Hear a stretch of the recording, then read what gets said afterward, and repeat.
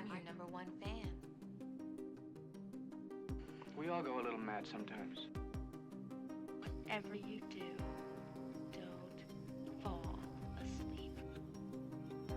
What an excellent day for an exorcism.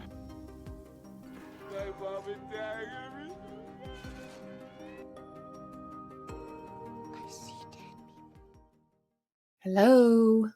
Hi. Happy Tuesday. Happy Tuesday. Welcome back to Killer Cuties podcast. That's us. I'd just like to kick off today's episode with a little corrections corner. Shame. No. Shame.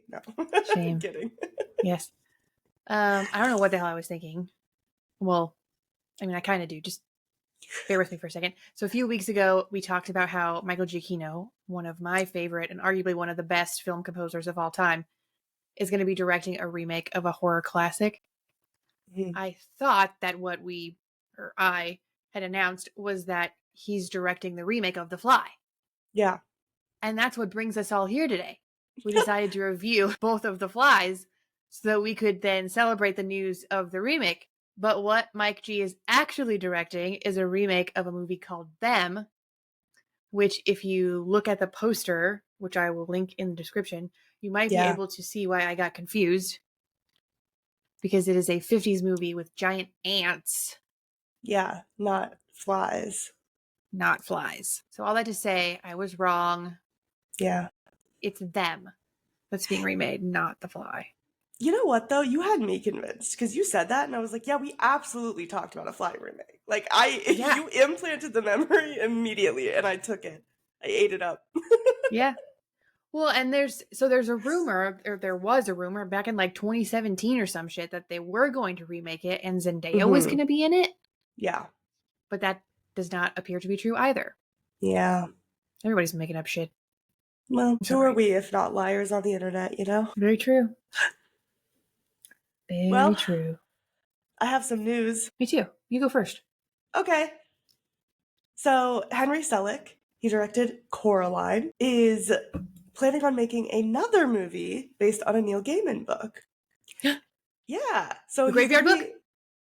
The Graveyard Book. Which Neil Gaiman book? If you'll listen. Sorry.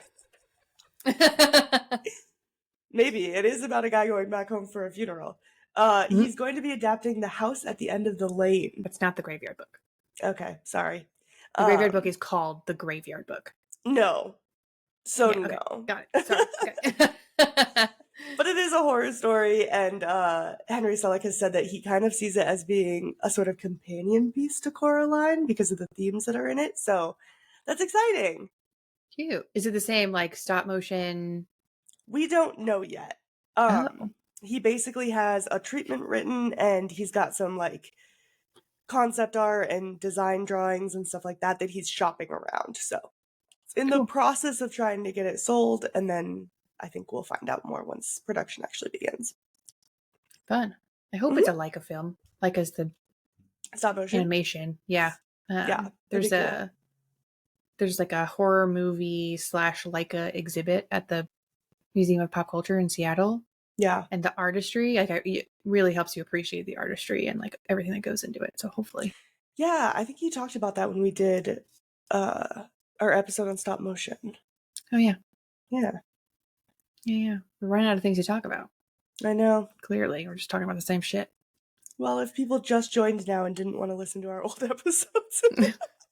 You're welcome. Yeah, now you know. All right, I've got one big one. Long one. I've got a long one. It's medium news, but it's a long one. Okay. Earlier this year, we got the announcement about Epic Universe. It's a new multi-world experience coming to Universal Orlando next year, 2025. Well, Dark Universe is one of the 5 worlds. It's horror themed, and we just got a ton of details and all the concept art for it.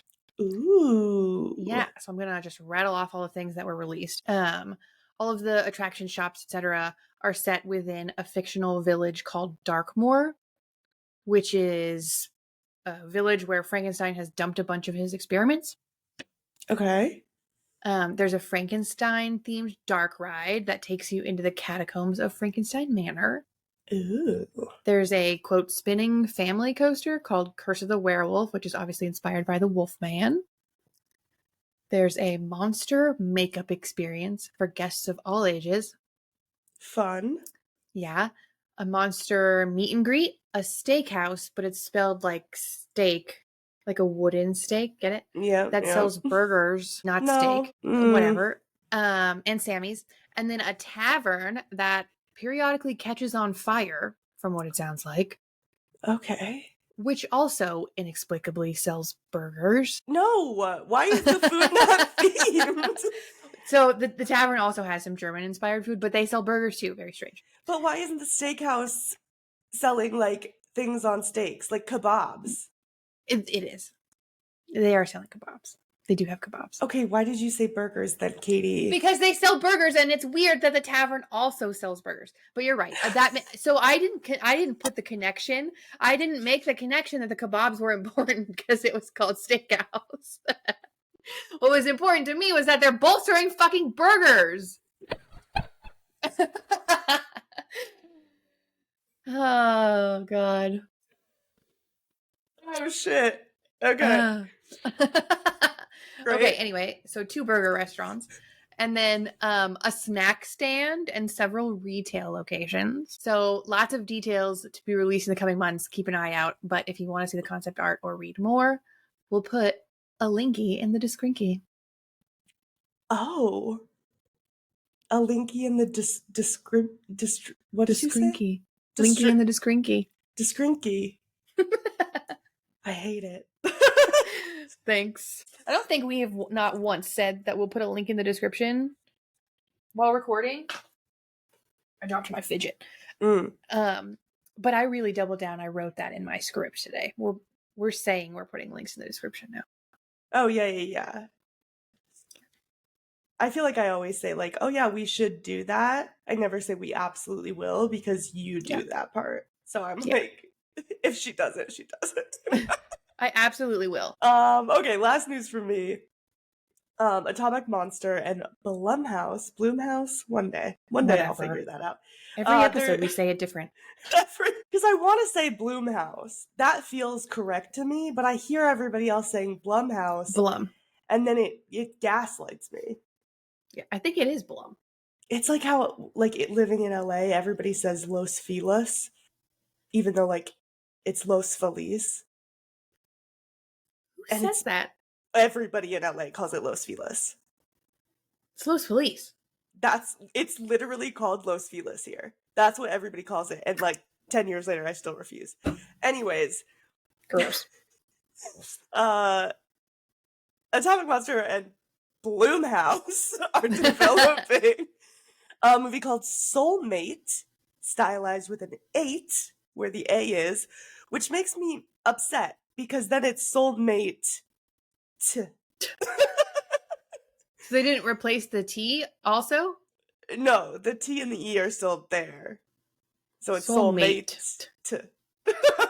Anyways, it's going to be a spin-off of Megan.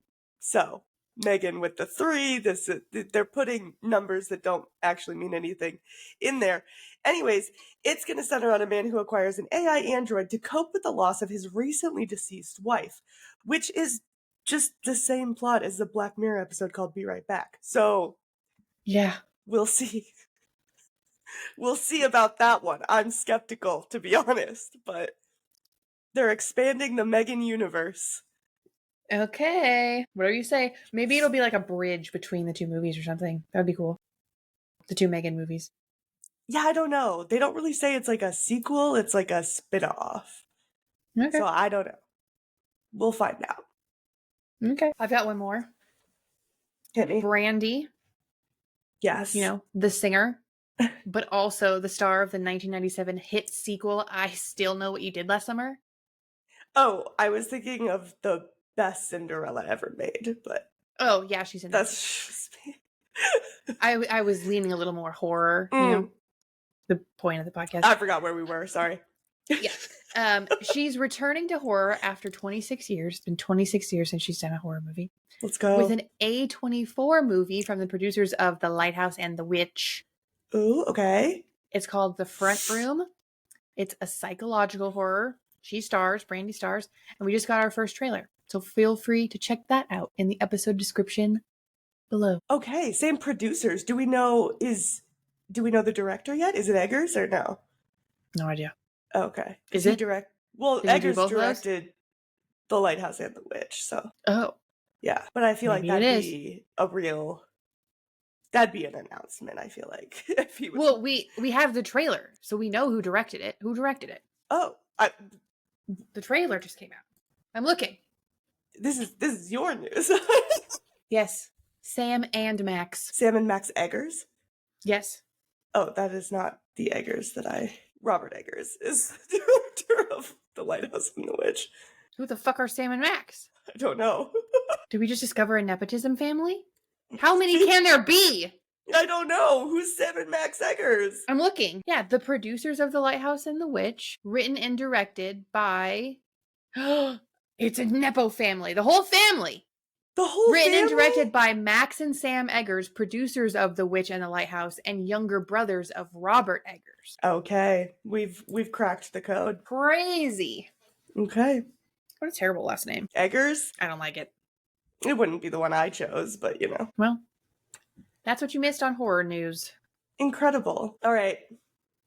We are here today to talk about The Fly. Which fly? Which is you may ask? Both. both of them. Not the one that's being remade, Both. because it's not. Not the fictional remake that we made up, but the 1958 and the 1986 versions, not the sequels. We didn't go that deep. Maybe one day. Not yet. Yeah. All right, I'll kick us off with a little overview. Thanks. So here's a description if it's been a while since you've seen them, or if you haven't seen them and you just love spoilers. For the 1958 version, when scientist Andre tests his matter transporter on himself, an errant housefly makes its way into the transportation chamber, and things go horribly wrong. As a result, Andre's head and arm are now that of an insect, a fly. Slowly losing himself to the fly, he turns to his wife Helene for help, but when tragedy strikes, Andre's brother and Inspector Charas are forced to pick up the investigation. 1986 is pretty much the same concept. When scientist Seth Brundle completes his teleportation device, he decides to test its abilities on himself. Unbeknownst to him, a housefly, again, slips in during the process, leading to the merger of a man and insect. Not as halfway split, though, this time. More of a gradual transition. Initially, Brundle appears to have undergone a successful teleportation, but the fly's cells begin to take over his body. As he becomes increasingly fly-like, Brundle's girlfriend is horrified as the person she once loved deteriorates into a monster. The 1958 version was directed by Kurt Newman, screenplay by James Clavell, and it is based on the short story The Fly by George Langelaan. It stars Al Hedison. He's credited as Al Hedison, but now he goes by David Hedison. So to eliminate confusion, let's just call him David Hedison, because I think that's what he's listed as in like all the fun facts and stuff like that. Patricia Owens and Vincent Price. This is one of the few movies kind of deemed him a Scream King. The original has a 7.1 on IMDb and a 95% critic score on Rotten Tomatoes. The 1986 version, directed by David Cronenberg, screenplay by Charles Edward Pogue and David Cronenberg. It is also based on the short story by George Langelaan and stars Jeff Goldblum and Geena Davis. It's got a 7.6 on IMDb and a 93% critic score on Rotten Tomatoes. So pretty comparable results. I want to say, too, that the 1986 had a higher Rotten Tomatoes audience score than the 58 version, but not by much. Interesting. They're both very highly rated, both for critics and audiences. Interesting. The 86 won an Academy Award. It did. So, objectively, it's better. Objective. Do you want to tell people what the Academy Award was for? Yeah, sure. It was, I'll get there. Chris Wallace. Yeah. I mean, there's a little story behind it. Yeah. The first name that you see in the credits of the 86 version is Chris Wallace, the creator and designer of the Brundlefly makeup. They screened the movie, audience cheered, they loved the Brundlefly makeup when they saw Chris Wallace's name.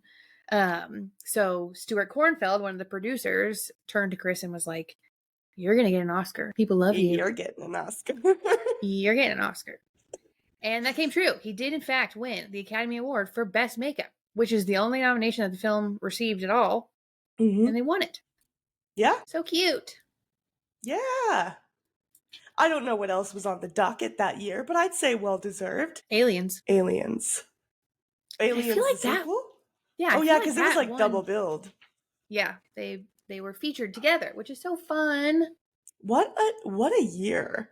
Yeah. Double feature? Yeah. I'd cream my jeans. I swear Aliens won something. Probably Whatever. not an Academy Award. The Academy hates horror. Come on. This is horror. I know. There's very few that's- exceptions to the rule. Yeah, and that should speak to just how good it was, even for the time. Yeah. That horror won. I mean, crazy. Yeah. And honestly, I feel like the effects hold up fairly well. Like, Yeah. yes, obviously, like, we can do better now. Yeah. But, like, I still watch this movie and I'm like, it's pretty gross. Yeah. Yeah. The, like, cum, which was not cum, looked Yeah. like cum, Yeah, was it wasn't. like milk and honey and eggs Mm-hmm. whipped up a little bit. Yeah. Hated that. Yeah, you really. Ugh, It was. disgusting. Yeah, yeah. I think it was Jeff Goldblum. No, Jeff Goldblum. See how it said Bloom? Just want to throw that out Yeah. there. Anyways. Jason. Jeff Goldblum wrote a letter to Vincent Price when he was doing this movie and basically said, I hope you like this as much as I liked yours. And Cute. Price was like really touched by the letter, so he wrote a reply after he saw the film and was like, it was really wonderful up to a certain point, and then it went too far. So I It like did that. go a little further than the 50s version. Yes, the 58 version or 56 version was very tame. Yeah. Yeah. Comparatively. Yeah. Apparently it was the 80s version was a lot worse too.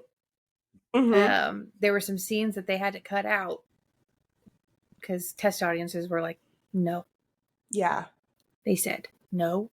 Mm-mm. One where Brundle sets a cat and a baboon into the teleporter and they mutate together and then he beats them to death with a pipe. Yeah. That's the one that test audiences were really like, no, thank you. Yeah. And then Brundle supposedly climbs on the outside of the building and an insect limb emerges from his side. Mm. I'm really bummed that one didn't make it. It would have been really uncomfortable. And Yeah, then I feel like that one's like weird that they took that one out, but left in the Mega Baby. yeah. That feels one of those things feels worse than the other. Yeah. Which is there's another scene about the unborn baby that Mm. was made. It's where Yeah. the baby is a beautiful butterfly instead. Yeah. A beautiful butterfly. Yeah. Yeah. Yeah. But anyway, yeah, two of those scenes I wouldn't have minded being in there. Yeah. You know? Yeah, I wouldn't mind those scenes. The beating the cat baboon to death, that's fine. You can leave that out. That No, thank you.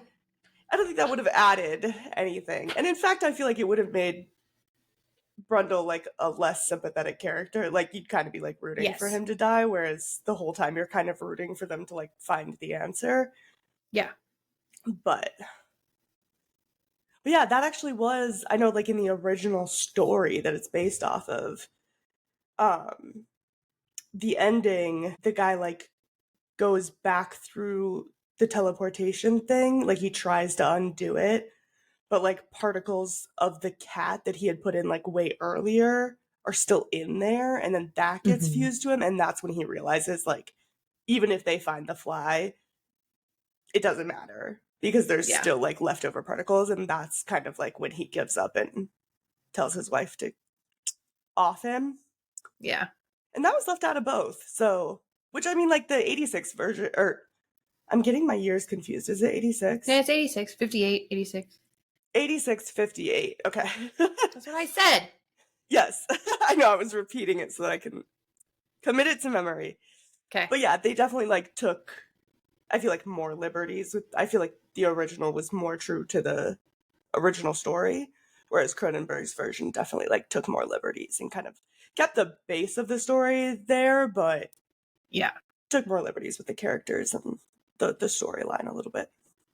totally. And I feel like they did a good job with the 80s version kind of adapting it to a new decade. Mm-hmm. Totally. But one thing we didn't mention, or maybe you mentioned it briefly, but didn't clarify, both versions, but the 56 version especially, were 56? 58. 50, see, you're doing it. 58. Was based off of the George Langelaan, right? George Langelaan. I think so, yeah. Short story, but it was first published in Playboy magazine. It was, yes. Yeah, that's kind of fun. And like you said, it was the original script Mhm. before some changes was written very faithfully to the short story. Yeah. But the 20th Century Fox executives wanted a happy ending, and the short story ends with the wife offing herself. Yep. So they had to do some rewrites. Yeah, they didn't want that tragic of an ending. Yeah. Yeah. This was actually my first time watching the original. Oh, Really? sorry.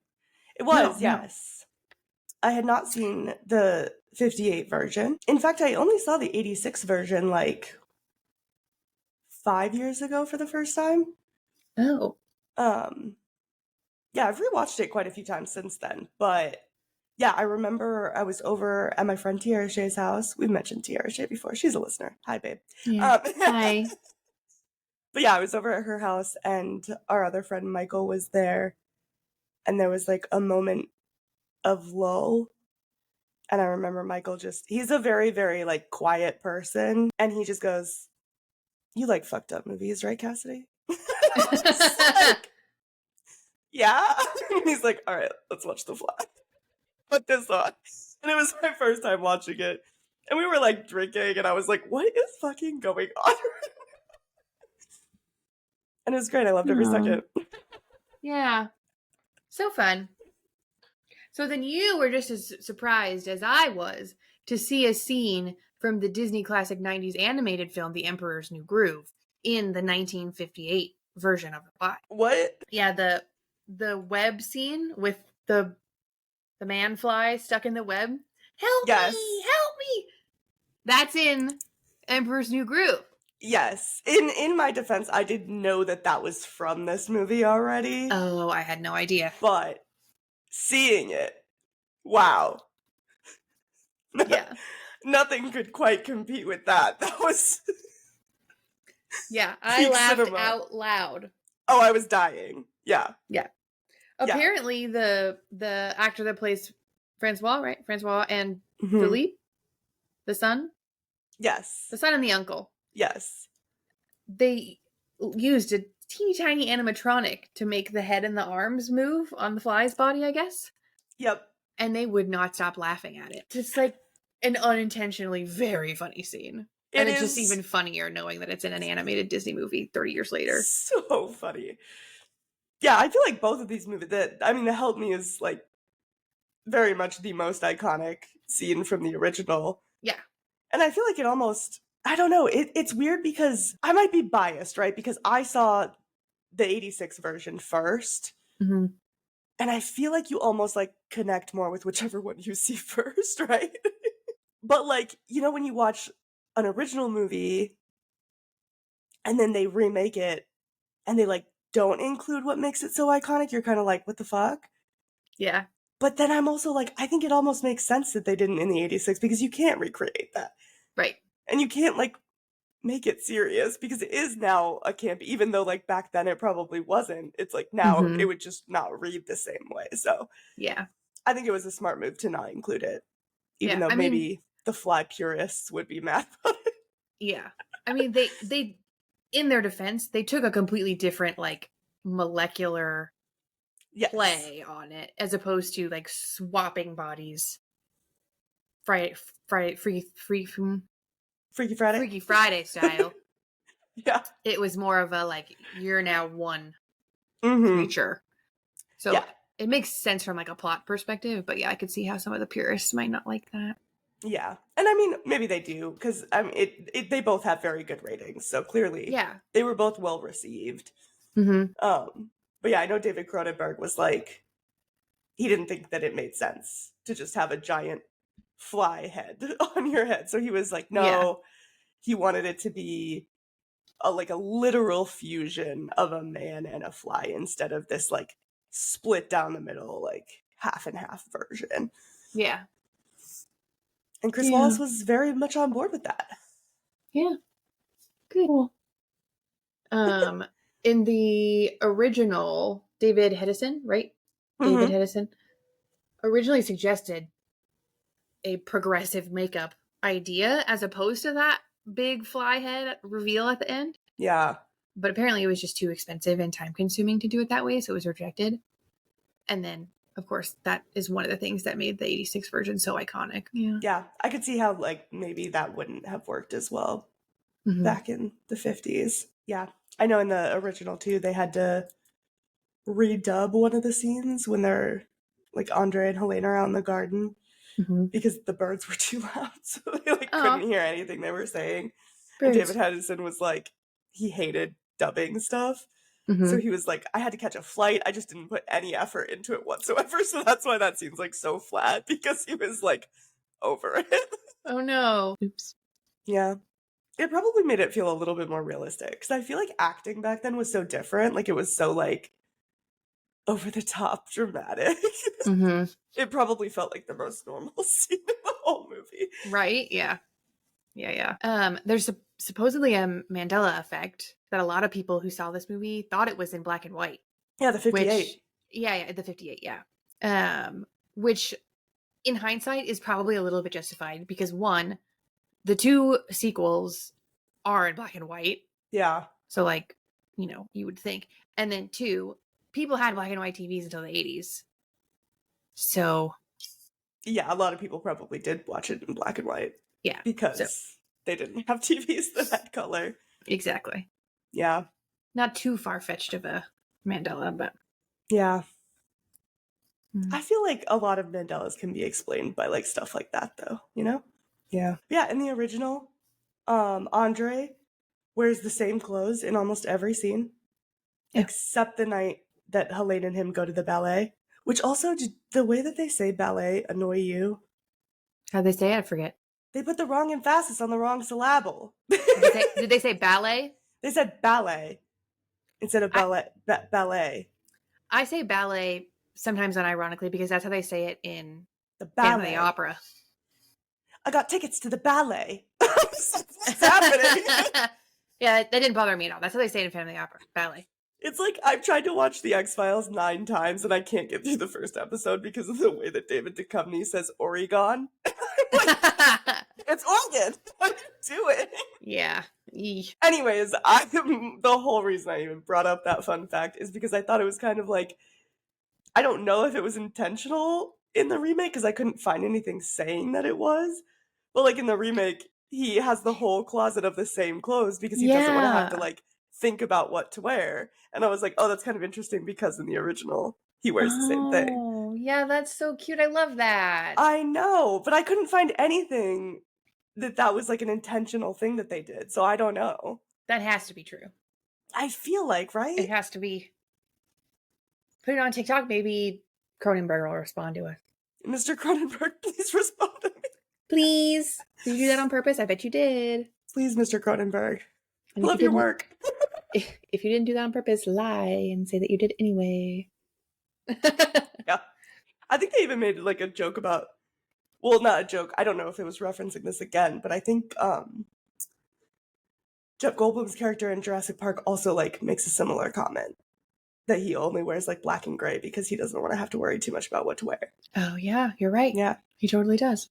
Yeah. You know who else does that? Who? Every cartoon character? Steve Jobs, Mark Zuckerberg, that one girl with the blood testing Theranos thing. Oh yeah, what was her name? Elizabeth Holmes? Holmes. Yeah, Holmes. You're right.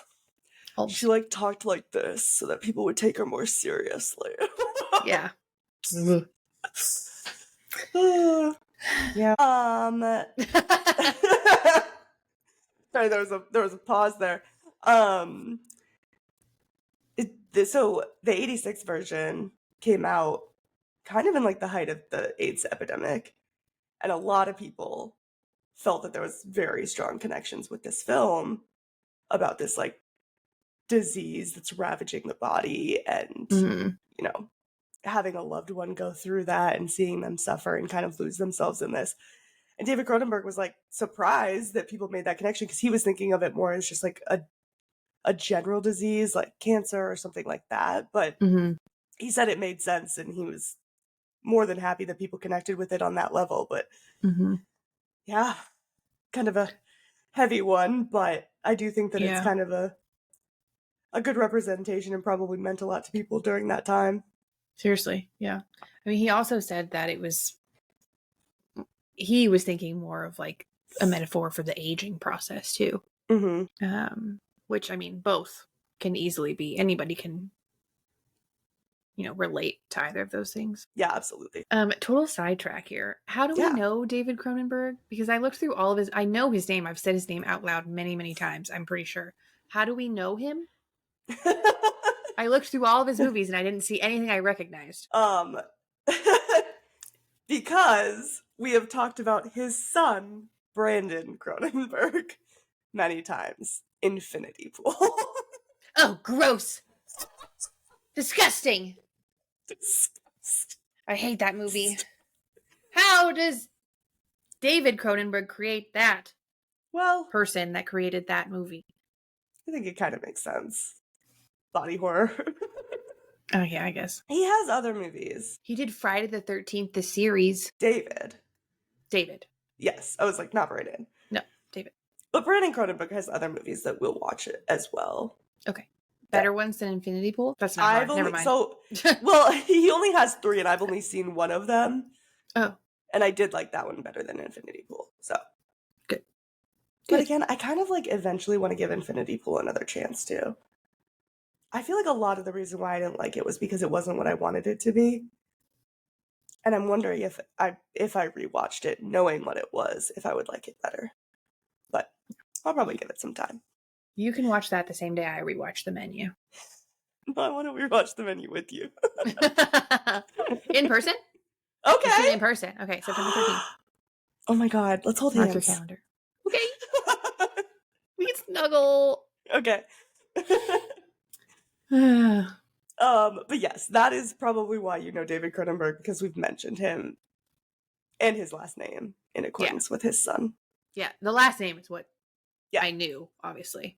Yep. That makes sense. Oh, God, I'm so glad that puzzle piece was put together, because it was driving me nuts that I could not. I didn't recognize any of his movies. I was like, why are we talking about this guy? Like, what have we said about him in the past? Yeah, I mean, we'll definitely watch more of his movies because he's done quite a bit. But yeah. And Brandon is doing one of the. Sorry, I had a visceral reaction to saying that name out loud. Oh my gosh! Yeah, that was terrible. Fair. I gagged a little. Everybody knows a Brandon that they fucking hate. Yeah, seriously. Not Brandon Cronenberg's. Like, yeah, no, we don't hate him. We hate real life Brandons. Yeah. He's doing one of the Blumhouse games. Yes. Yeah, we just mentioned him. Yeah. There we go. That's it. We had talked. Yeah. I knew we had talked about it. That's fucking it, babe. Anyway, should we talk about this baboon? Oh yeah, go for it. I love the baboon. His name is Typhoon. Typhoon the baboon. But apparently, as we learned from The Omen, baboons are very hard to work with. Yeah. There was like an accident on The Omen where, they had to like pry somebody out of a car because the baboons were going crazy. But they're very hard to train. Luckily, though, Typhoon made a like submissive relationship / connection with Jeff Goldblum. Yeah, because he's a tall motherfucker. Yeah, he's a big boy. That's why they were always cuddling, and he would jump right into his arms, and it worked out really well that there was a more like dominant presence to the baboon. Like Jeff diffused a lot of situations. Yes. Jeff the baboon wrangler. Yeah. I thought that I was very impressed by the scene with the baboon, Typhoon, call him by his name, Typhoon, looking at the fly and like swatting away the fly. Like, how did you get him to do that? They tied a live, like our parents used to do in the 60s. They tied flies to fishing line and just dangled it around. Yeah. Cute. My dad used to do that all the time. That's what I'm saying. Our parents used to do that. He'd use hair though. How do you first of all? Yeah. How do you catch the fly? And then second of all, how do you tie a hair around it? I don't know. Let me get my Ouija board and mess with it. Oh my god. I could just ask mine, not to brag. Fucking rub it in, why don't you?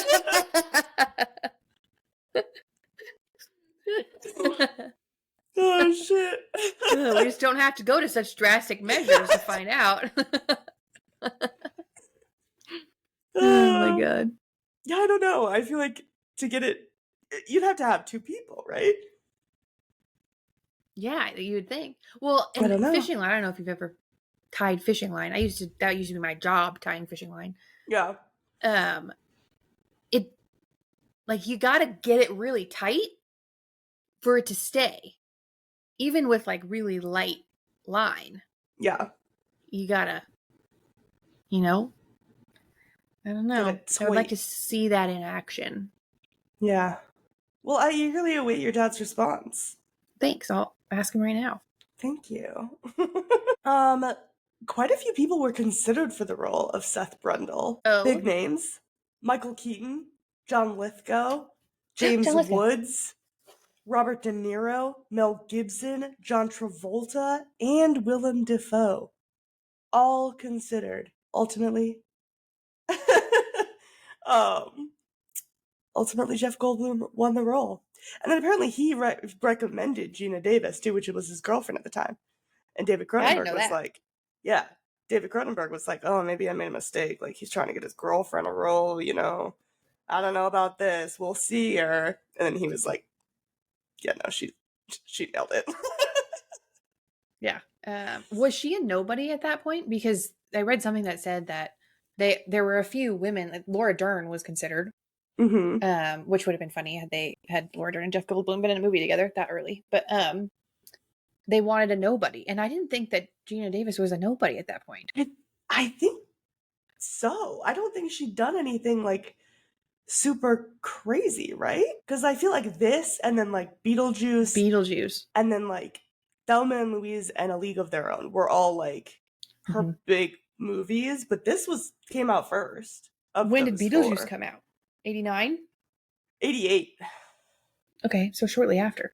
Yeah. So I think this might have been like the first, because I know she did TV, but I don't think she was like a huge name at the time this came out. She became a huge name. Yeah, she's in Grey's Anatomy. Is she?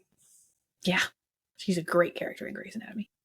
Oh, she's Geena Davis. She deserves it. Yeah. I really do like her. But yeah, no, I had no idea that they were dating. Yeah. I had no idea that they dated. Yep. Yeah. I don't know why this rubbed me the wrong way, but David Cronenberg playing the gynecologist was like a little bit weird to me. And I read two stories. One, that David Cronenberg met Martin Scorsese, and Martin Scorsese was like, you look like a Beverly Hills plastic surgeon, which inspired Cronenberg to give himself a cameo as a doctor.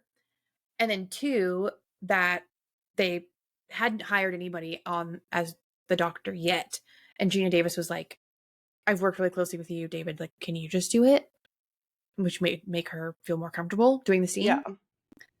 So I don't know which is true. Maybe both.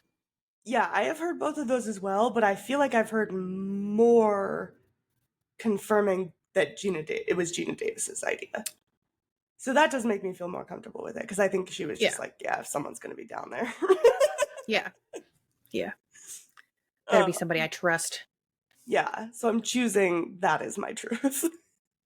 Geena Davis, let me know if that was incorrect or not. Chris Wallace. There's so many fun facts, and I encourage everybody to like delve, because obviously like we can't talk about everything about these movies. Like there's so much. But, Unfortunately. Yeah, he said that working with David Cronenberg was like really amazing and super different than other directors, because normally when you create a design for a movie, directors will be like, oh, I want like the eyes to be red, or I want this to be bigger, or I want this to be smaller, or, you know, like very specific to what the design looks like. Mm-hmm. Whereas Cronenberg would be like, it needs to be more in pain. I want to see confusion in the eyes. Like he would give it like emotions and like feelings rather than specifics. And so he said that that felt fuller and covered like more design wise approach to it. Like it just felt better to get that feedback rather than like specifics. Nice. I love that. Yeah, I think that's really interesting. I think there was a lot of emotion in the makeup and prosthetics. The Brundlefly. Yeah, the Brundlefly. Yeah. Which, by the way, spoiler for the second one, Martin Fly happens. Yeah. Did you watch the sequels? No, but I kind of want to. Yeah. I haven't either. No, not any of them? No. You know what I did try to watch? What? The Opera by Howard Shore. Why? Well, I know he does the music, but... Yeah. Okay. And he wrote an opera. Yeah. Called The Fly. Okay. I guess that does make sense. That seems up your alley. Thank you. Yeah. Yeah, you I didn't really like wanted to it? watch it? I couldn't find it. Oh, okay. Yeah, I was surprised you hadn't mentioned Howard Shore yet, if I'm being honest. I got there eventually. Yeah. Speaking of my favorite composers that are also arguably the best composers of all time. Oh, I won't Of course. Yeah, he did the music, and usually I am very good at spotting a composer that I know, but I had no idea until after the fact. Reading the fun facts. Sad. Just not his best work. Oh. Well, Peter Jackson liked it. Yeah, apparently. Apparently, it's got him Lord of the Rings. And honestly, thank God he did, because he did amazing. He did? But no, yeah, there's a 2-act opera written by Howard Shore. Nice. Yeah, The Fly. Yeah. Well, any other fun facts before we rate it? I don't think so. We covered the honey, eggs, and milk thing. We did. Disgusting. Ew. The original, I'll say one more thing about the original. So we didn't talk much about it. Yeah, there weren't as many fun facts about the original. No. Yeah. Well, this is actually a fact for both films. So Patricia Owens, who played Helene, had an actual fear of insects. So she didn't get to see the fly makeup until the scene where the fly was unmasked. Yeah. So that was probably a visceral reaction from her, unfortunately.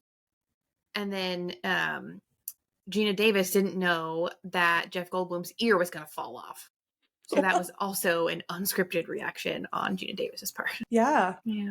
Shall we rate? Yeah, let's do it. Let's rate it. Okay. How scary did you think it was? I gave both of them 1s. Can we I rated mine separately with comments on each one. Should we rate the 1958 one first? And then, is that okay? Okay. Yeah, that's fine. I was going to go category by completely? category, but we can no, not at all. We can go just OG. OG, I gave a 1. Okay. It was, it's from the 50s. Yeah. Need I say more? Yeah. I also gave it a 1. Yes. I think mostly because of the age of the effects. Had the effects been a little bit more convincing, it might have been scarier. Yeah. That's fair. How sexy did you think the original was? A 1. It was not sexy either. Yeah. What did you give it? I gave it a 1. Yeah, of course. No. Yeah. No thanks. How fucked up did you think it was? I gave it a 1. Yeah. One's across the board. Yeah. What about you? I also gave it a 1. It was not fucked up, and come to think of it, wasn't even a horror movie because it wasn't scary, it wasn't sexy, it wasn't fucked up. So what is it? It's a movie about a fly man. Yeah, it's a product of its time, is what it is. It is. It is. Overall, what did you give the original? I gave it a 4. Wow. Yeah, I loved that movie. Oh good. my gosh. Okay. It's one of very few old movies that I've really enjoyed. Not just like old horror movies, any old movie, period. All right. I loved the way that a majority of the film was a flashback, essentially. So you got to kind of fill in the pieces as the flashback played on. That was really fun for me.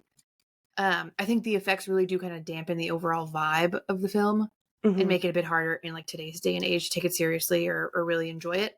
But overall, great film, great story, good storytelling, and it was just kind of really fun to watch. All right.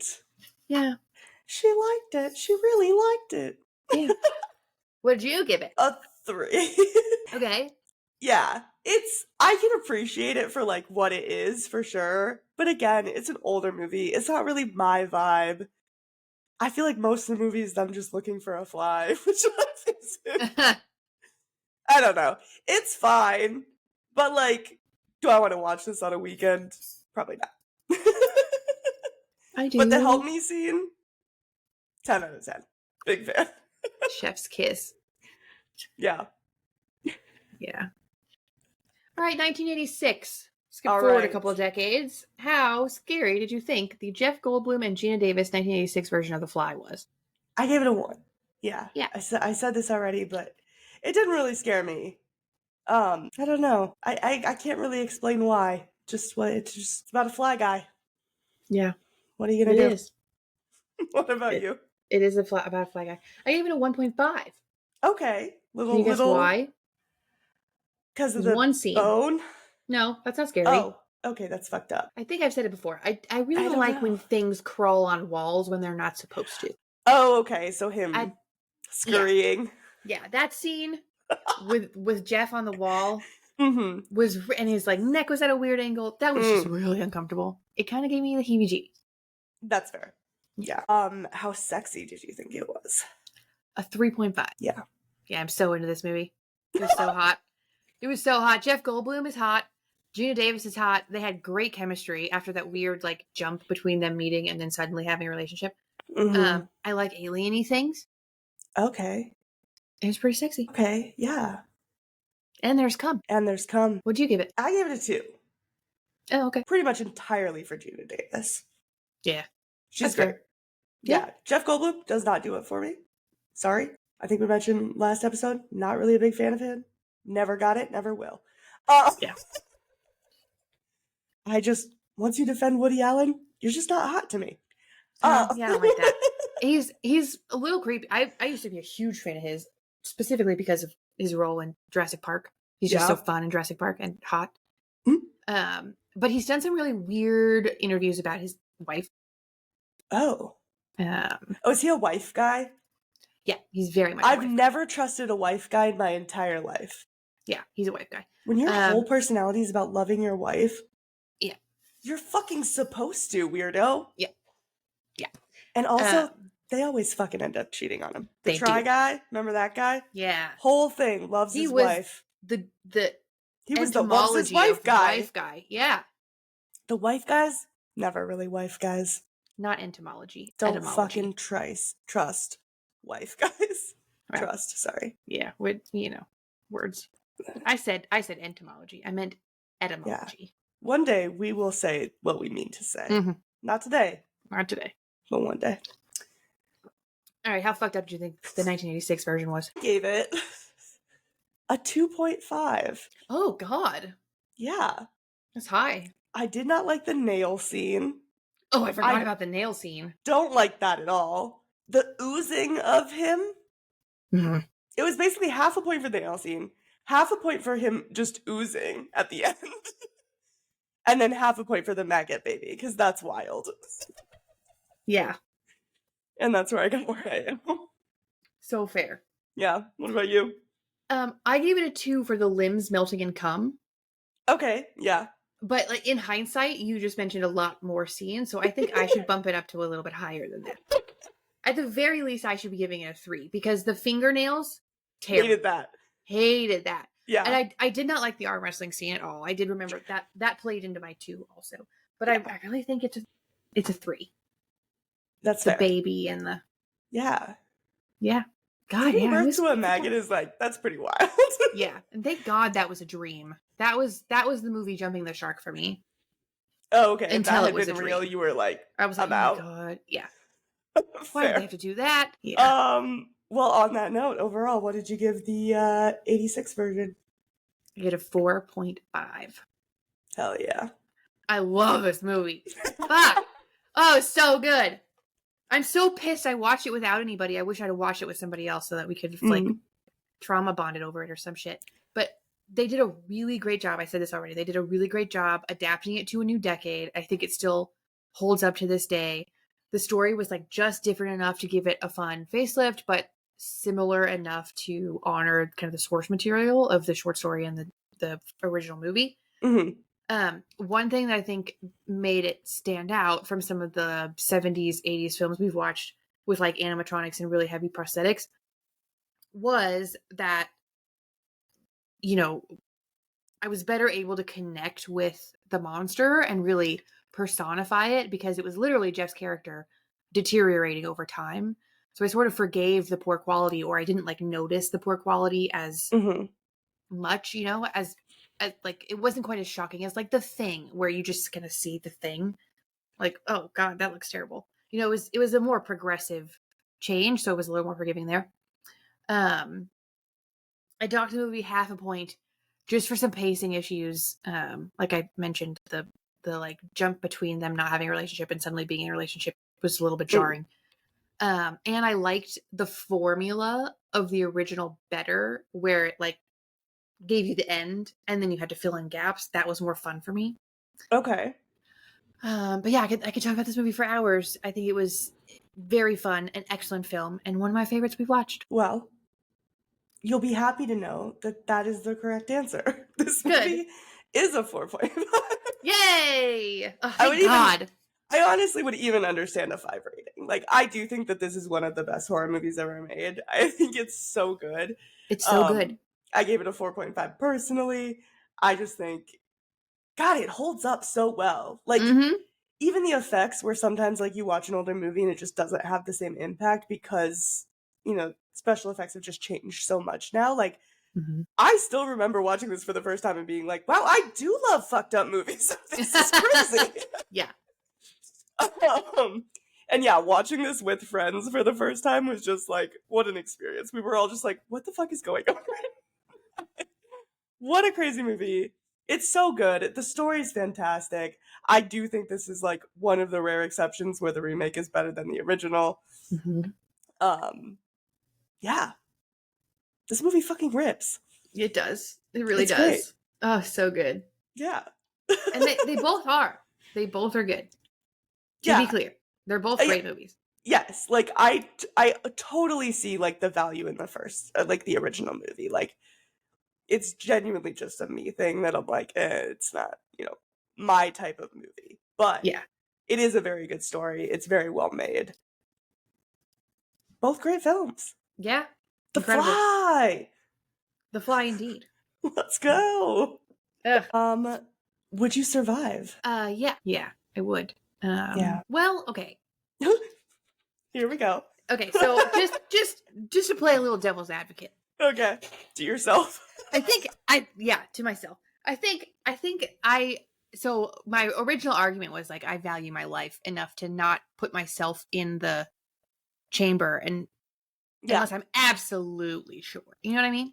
Right. Absolutely sure. And, you know, on second thought, maybe I don't value my life that much. Maybe I would just.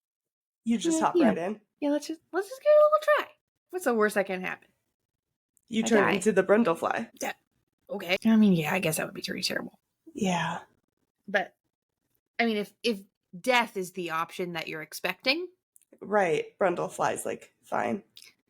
Well, no. The death is fine. Okay. Great.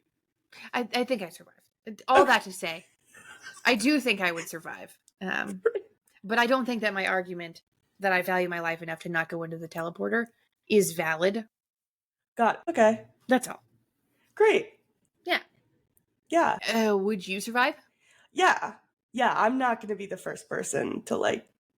I'm not a curious enough mind to like experiment on myself. Did you just snort cocaine? Like,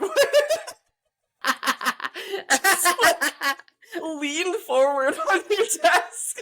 No, sorry. No, I did not. My dad responded to me. Oh, great. I'll tell you about it when you're done. Yeah, we'll get to that. Yeah, I'm not going to turn into a fly person because I'm not going to, like, I don't care enough about scientific advancements to put myself at risk. I'm not going to test things on myself. I'll use things that have been tested. I'm not going to be the testy. Yeah. You know what I mean? That's fair. So I think I'm okay. I think I'm Gucci. Speaking of testy, Yes, I totally forgot to mention that some of the prosthetics were made with condoms. they were. Yeah. Yeah. Like his eyes, right? I think The so. melting eyes. Yeah. Yeah. Disgusting. Yeah. What did your dad say? So he hasn't responded how Oh, well. he got the, so it's not, yeah. But he said not flies, June bugs and cicadas. Oh, And he would let them fly around and he would walk them like dogs. sex. Yeah. Well, no. But Great.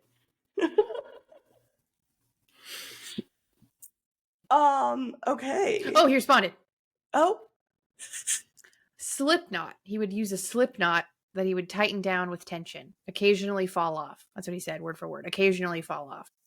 Okay. Good to know. Great. Big fan. You're still welcome to ask your dad, but that was Yeah, later. if I can get a hold of him. Yeah.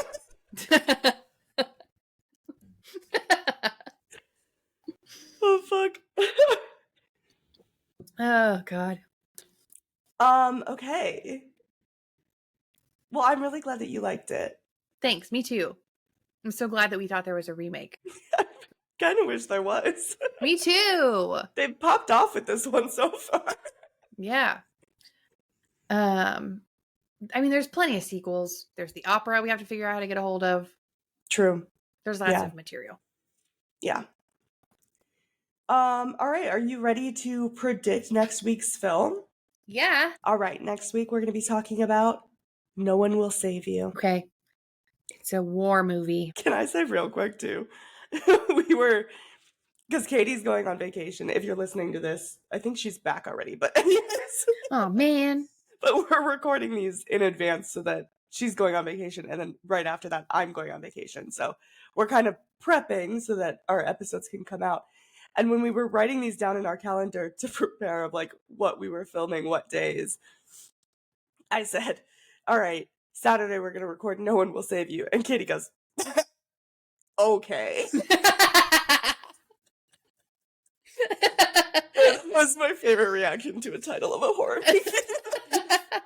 Done yet. So tell me about the war movie. No One Will Save You. Yeah, it's a war movie. Made in the 20s, the 2000s. Oh, okay. About though World War II. Yes. And shortly after World War II, in fact, everybody's kind of reeling from the war, as they do Obviously. after that. Yeah, kind of. Yeah. Yeah. And there's a like co-living space. Everybody lives in this kind of like one. It's like an apartment complex. Yeah. But it's more like a house, you know, like shared living spaces. Of course. A bunch of ex-soldiers, and they're responsible for cleaning up the dead bodies. Sheesh. Yeah, on like the Normandy or whatever. I don't know. Yeah. And you know, they do that, and they do it at night because it's not in the hot sun. It doesn't smell as bad. Mm-hmm. And so one by one, they start getting picked off, and fewer of them start making it home with dead bodies. Oh my God. Yeah. Yeah. What's picking them off? Ghosts. Okay. of all the bodies. Yeah. It's a supernatural war film, Mm-hmm. supernatural horror period piece. World War II, the 40s, the late 40s, Got it. mid 40s. What happens at the end? Well, no one will save you.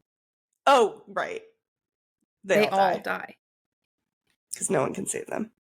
Duh. It's all coming together. I'm Yeah. connecting the dots. The fact that you even had to ask. I genuinely, ever since I watched the movie No One Lived and People Lived, I just have trust issues with the titles. Really? People live and no one lived? I know, you wouldn't believe it. That's stupid. That's what I said. I was pissed. Yeah. Yikes. Yeah. Incorrect. No, that's not even a little bit what it's about. Really? Not Yeah, even a little sorry. didn't get anything? No, not Is it a one full thing. is it an all male cast? Nope. Damn it. Yeah. The lead is a girl. So, yeah. Is it a comedy? Yeah. You know what? I'm just gonna send you the poster, and that's the only information that you're gonna get. Right now? Yep. Ready? Yep. I'm looking. Aliens! Aliens! Oh, hell yeah. Oh, I fucking love an abduction. We're getting poked and prodded. This is gonna be the sexiest movie we've ever seen. Oh, I it thought kinda you might reminds like me of- that. It kind of reminds me of Nope, Oh. right? Nope. The barn. The barn and the aliens? I guess, yeah, poster-wise, I can see why you think that, but Thank you. they're very different movies. Okay. Is it a Hulu original? It is a Hulu original. Wow. Yeah. So it can't be good. Well, you like to pray. That was cinema. That's a Hulu original. That was cinema. That was a really good movie. Okay, yeah, that's fair. I'm just saying, there's hits, there's misses. We'll have to find out which one this is. Is there butt stuff? You'll find out. Don't get my hopes up. Oh, I'm sorry. Alien abduction movie without butt stuff? There's no butt stuff. Yeah. Well, good stuff. Yeah. Thanks for listening. Yeah, thanks. We knocked 2 right out of the park. I like it. Next week, talking about aliens, setting them up, hitting them out. Hell yeah. Home run. Touchdown. RBI. 3-pointer. Par. I don't know. Oh, God. New podcast, sports only. Yeah. I tell you what sports are like. I make you watch the sports that you've never seen. I've seen all of the sports. All of them? Yeah. I think. Probably not cricket. But I just made you watch that Blade Sports TikTok. Did you watch that? Or did you not watch it? The Blade Sports TikTok. Yeah, the lady running around with the cleaver and just like slashing my at God, water bottles and stuff. And the straws that just boinged back up. Yes. Didn't it look like a scene from The Office? It did, yeah. Yeah. At one point, I think they need to just sharpen the knife and try again. But I think that the sport is them sharpening the knife. And then seeing and then how they it have performs. to see. Got it. So that lady think. just didn't sharpen her knife very well. I think so. Well, sucks to be her. Anyway, maybe we'll linky that in the descripy too. We'll just descripy everything. Everything you've ever dreamed of in the descripy. Linky in the discrinky. I like it. All right, thanks so much for listening. Feel free to like, subscribe if you want to keep having us do this. We're probably still going to keep doing it, but we're going to do it anyway. You might as well just like and subscribe. Yeah. Oh, God. Just do a little favor. Just do it. Just do it. All right. See you next Tuesday. Bye. Bye.